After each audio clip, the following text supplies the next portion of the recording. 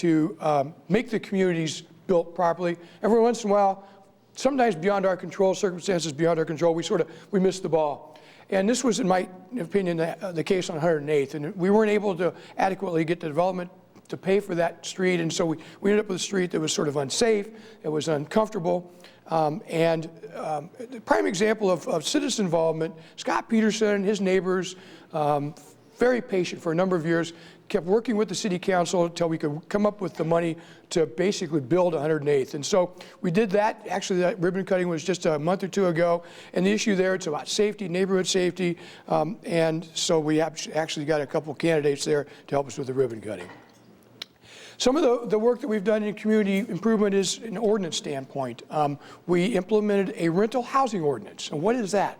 You know, you wouldn't think of Tualatin as being an area of slumlords, and I don't think I would use that word, but clearly there are some lower rent areas where the quality of the multifamily structures are not what they could have been. They may meet fire and life safety standards, but certainly not livability standards. And a lot of times folks have no way to encourage their landlord to make those improvements. So we established a process through the city of Tualatin on a complaint-driven basis where we actually have the ability to go in there and require improvements to meet minimum living standards, dwelling standards.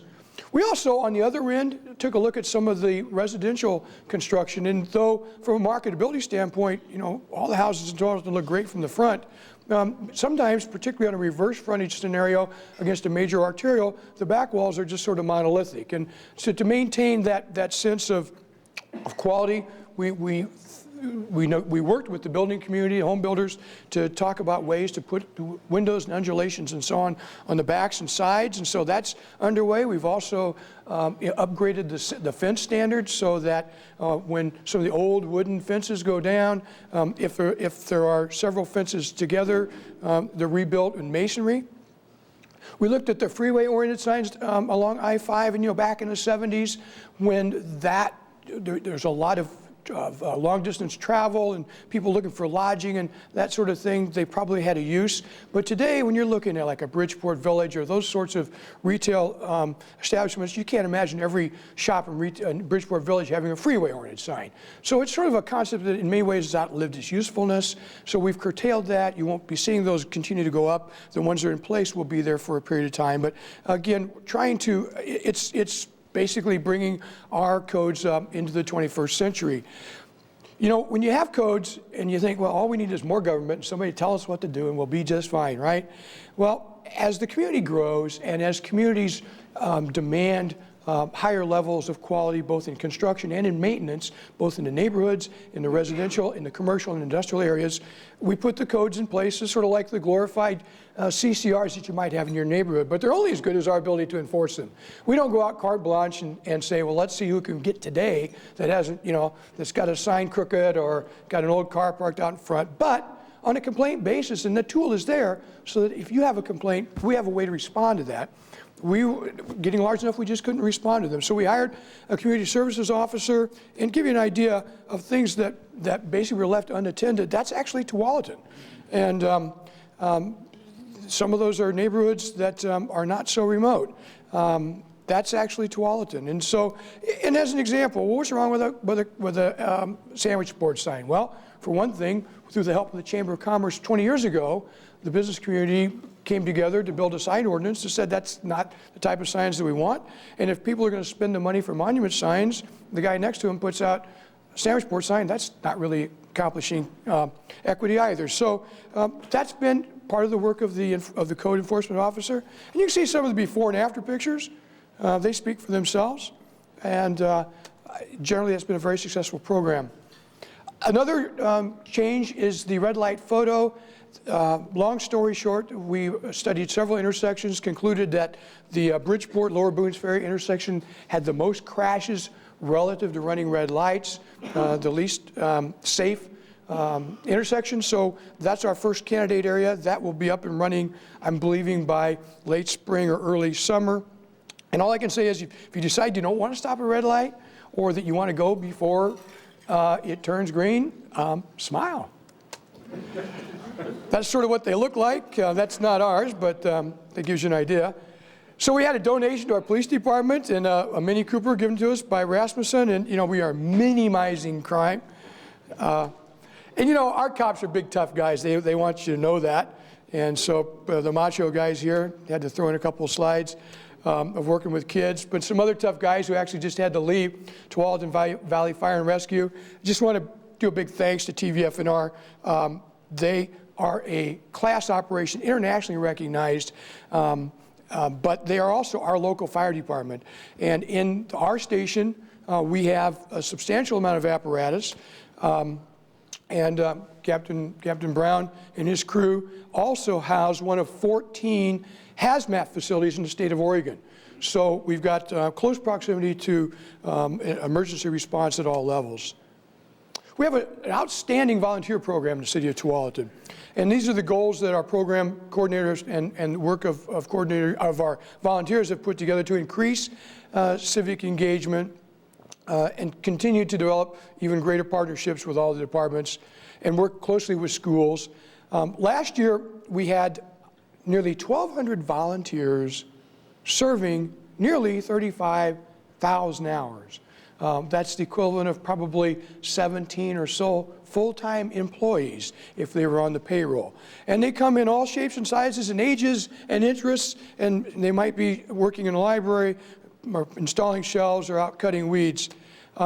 We recognize those folks with our annual barbecue appreciation at the park, and that's always a fun event. And if you'd like to participate in that event, all you gotta do is come down to the city and volunteer on a stint and be on that roster. We just want to offer appreciation.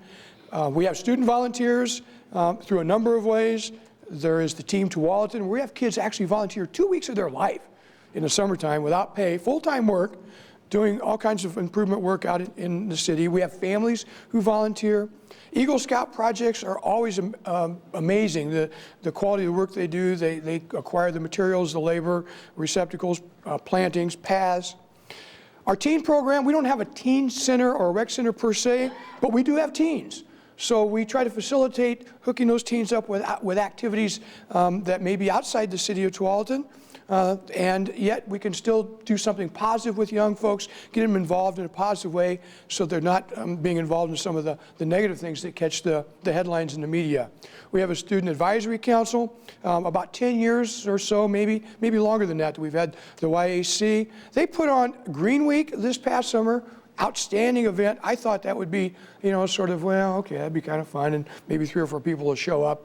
We had space donated in the shops at Bridgeport, and it was full all day long. Scores of people came through, and a lot of participants from sponsors at the Chamber. A youth summit, conference at the National League of Cities. And then I didn't get the graphic put in time. That's what the Selfful thing was all about. I was going to stick in a Fit City Challenge logo. But something I'm really excited about is a partnership that's emerging between the Chamber of Commerce with the Fit City Challenge. Actually, the Mayor's Challenge, which isn't this mayor, it's through the National League of Cities. A number of large city mayors have put out this challenge broadly across the country to involve their communities in healthy lifestyles, as well as also in financially fit practices and getting ahead of that curve. And the Tualatin Youth Advisory Council has actually advised the Tualatin City Council on how to participate in the Mayor's Challenge, and their focus was to partner in part. Their focus was on healthy lifestyles and to partner with the Tualatin Chamber and the Fit City, as well as a couple of other programs that we can talk more about at another time, Safe Routes to School and Battling Childhood Obesity. But I'm really excited again about the business community, about the government and the youth coming together and working on something that creates positive outcomes for their peers and for the rest of the community. So what are some of the significant events in Tualatin? Well, and this is just a few, obviously. Movies on the Commons, the kind of participation in the summertime, 1,600 people attended that. 4,000 people came to watch the pumpkin races. Starry Nights and Holiday Lights, what a neat event that has turned out to be. The Spring Fling, and I guess I'll just go right to the visuals. Art Splash, again, done totally by volunteers. The city, I think, puts in a little bit of money for staging the event. But, and then the artists themselves put the event on. We have over 1,500 folks attend that. It's a 3-day event, just a fantastic event. Movies on the Commons, again, the Starry Nights, what a picture that makes. Tualatin Crawfish Festival, of course, our signature event, and that's, I think, community spirit embodied in the fullest degree, because you've got 150, 200 volunteers putting in scores of hours. This is funded a very small portion by the City of Tualatin. The City of Tualatin staff obviously supports it, but the Chamber of Commerce and just my hat's off to the Chamber crew, Linda and Kelly, and all of the Chamber members who make this event happen. This is the 59th annual event in conjunction with 150 years of statehood. Crawfish, the Wild Wild Festival. And of course, that Crawfish Festival, for at least 2 years, was ranked the #1 festival in the state of Oregon in cities our size. So, you know, community spirit and community involvement at its grandest level. Concerts on the Commons all summer long. The Spring Fling is an opportunity, or actually an event where various providers, whether they be fee-for-service or whether they be just volunteers, that providing activities for youth, particularly in the summer, can come together. We have this fair, if you will, and people from the community can just come and see what can their kids do this summer, how can they be involved, and have fun doing it on that particular day as well. The Pumpkin Regatta, I don't know whose idea it was. When I first, this is the craziest thing I ever heard of, and yet, probably the most, other than the Crawfish Festival, the singly highest attendance. I think the number was like 4,000. This thing gets national, well, I guess international coverage through CNN, and it's darn fun. I did it once. I will never do it again. But this year's winner was this angel right here, is none other than our City of Tualatin assistant to the city manager, and Karina Christensen, and she dusted those guys, I'll tell you.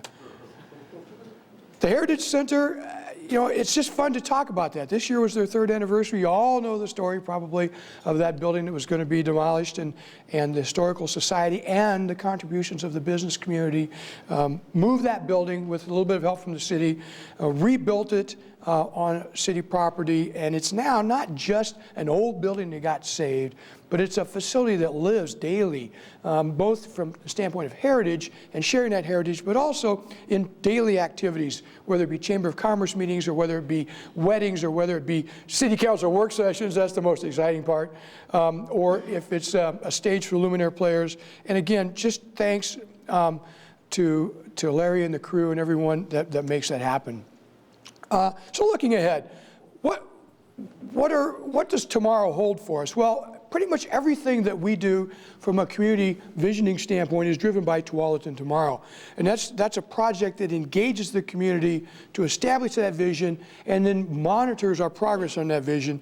And so, and you've heard of this before, there's a living document that breaks down into a number of action items. And there's 5 different focus areas on arts and culture and growth and housing, recreation, natural areas, traffic, governance, citizen involvement, leadership. But it's also key that it involves lead partners that is not the City of Tualatin necessarily. I mentioned the Chamber, Tualatin Valley Fire and Rescue, the health communities, Community Action is here, other folks that are lead partners that are really carrying a tremendous amount of water in this effort. And the City Council had a retreat. We did our own sort of strategic focus areas, and I'm pleased to report to you that our focus areas sort of match Tualatin Tomorrow. So that's kind of a unique thing. We don't live with our heads in the ground all the time. But seriously, transportation, well-managed development, economic vitality, and we really wrote that before the Depression came where it is today. So, you know, that's an ongoing mantra, not just a message that we can say today. Quality recreation, citizen engagement that's meaningful, preservation, safe community. Sustainability is not just a buzzword. It's something that your customers demand. It's something that our citizens demand. And it's something that we really need to learn more about, but will become underpinnings of how we do business. And it's already been part of our way of doing business actually for years. And we can cite many examples of what's been built with sustainable practices. Probably the most significant thing, though, it's almost sublime because you really don't know much about it, and it's kind of in the esoteric minds of planners and some limited number of community involvement folks, and we really need to struggle to make it different than that, to have more community involvement. But it's this notion of establishing regional urban reserves and rural reserves. And what does that mean? Well, first of all, it involves the counties. It involves representatives from the cities. The cities in Washington County are represented by City Councilor Chris Parhite. And it's an opportunity for cities to sort of take their vision and say, where do we want to grow in the future? Where do we not want to grow? In the case of Tualatin, how do we implement our town center plan with that? That's a regional strategy that all the cities are supposed to be doing. And it's a 50-year planning horizon. Well, goodness sakes, I don't know